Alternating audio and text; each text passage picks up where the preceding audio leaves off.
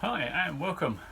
Right, today what I want to do is to get on with the Scuttle reinforcing bar. So it's the bar that bolts down into the floor and then runs up under the scuttle and mounts at the top, and it's what all of the instruments and stuff tend to attach to, and the handbrake attaches to this reinforcing bar, so it reinforces the fiberglass. It had rusted through on one foot, so I'm cutting that leg off, cleaning up the foot that's left, and cutting a new piece of tube and hopefully welding it in. Well, that's the plan. Hopefully it shouldn't take too long, but you know what they say about these things, it's always the simple things that catch you out. So let's see what happens.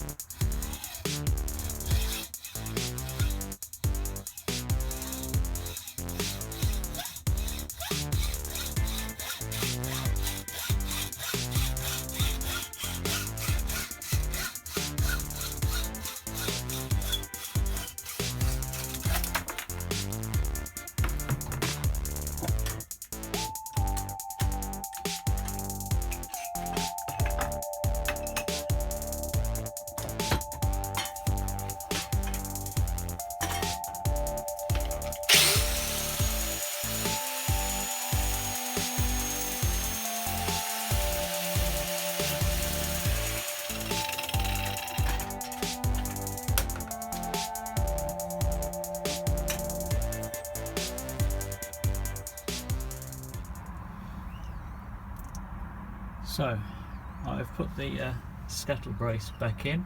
I bolted it on this side, comes up and across. I've put the bolts in here, I've not tightened them up, into the locating holes, which gives a reference point here, and down here is the missing section. So I've bolted the bottom plate in so it's in the right place, and I've just jammed the tube so it's more or less in the correct place. Appears like there's a bit of a not quite fitting going on here, so now I just need to measure that gap and cut a piece of tube to fit it. Okay, so piece of tube cut to size and very roughly and badly tacked into place. It's quite awkward getting in there, and I'm outdoors, so probably didn't help at all.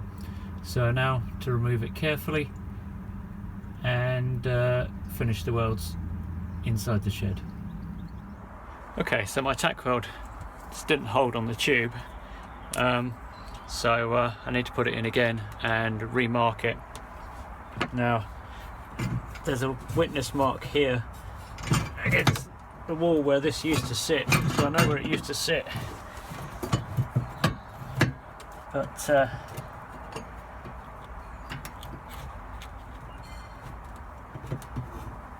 it's all under strain. I don't know why it's like this, whether it's got bent at some point, but I'm going to have to unbend it if I'm going to make this work. But what I need to do now is just make sure I've got the alignment right.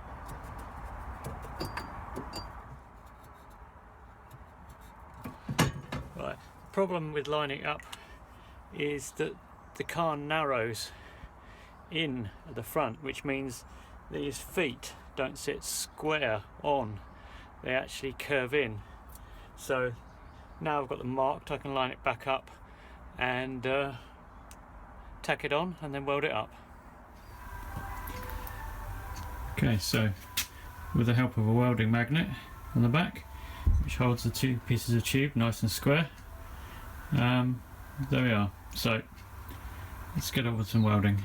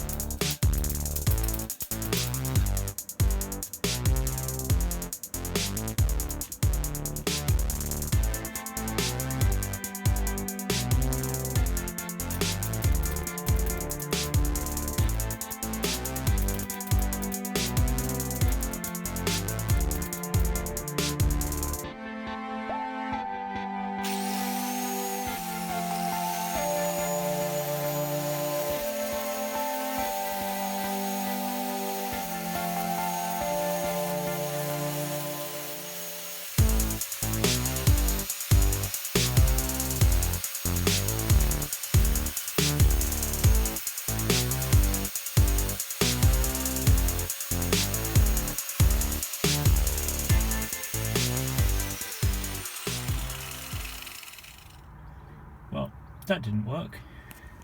Somehow I misaligned it quite badly.